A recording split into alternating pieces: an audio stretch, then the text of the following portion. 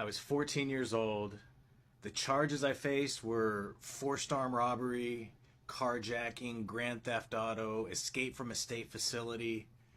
I was I was facing being tried as an adult and looking at 20 years. And I remember the thought came to me that I will never know what it's like to really have a girlfriend and to take her out on a date before I will experience the penitentiary.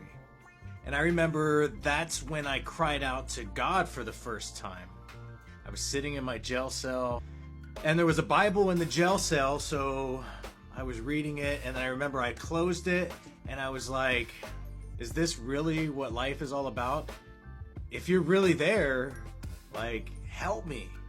When I got to court, I showed up and I was shackled in my orange jumpsuit. They called my name, and I saw my aunt and uncle walk up. And I thought, man, this is crazy. I hadn't seen them in a few years. Why are they here? Well, they went and they talked to the judge. They told him that they would like to take responsibility for me, and that if he would reduce the sentence, they would ensure that I would comply with the court orders.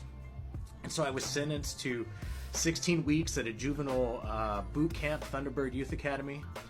When I was 14, I got out, and I had to wait 3 months before the next cycle, the boot camp, started. So they had me on this ankle monitor. It was so embarrassing to be 14, have this big ankle monitor on my leg, but I didn't really care because I was free, right? My aunt and uncle, they welcomed me into their home, and they brought missionaries over, and that's when I was introduced to the gospel. I came to know Christ. I entered the waters of baptism, and that was the beginning of my covenant relationship with the Lord.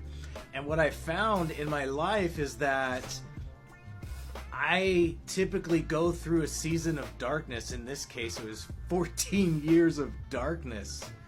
And then when everything seemed to be hopeless and like I was about to just give up, the Lord showed up.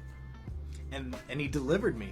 And time again in my life, that's been the pattern. You know, I go through hell, I'm broken, I'm humbled, I cry out to the Lord, and then he shows up.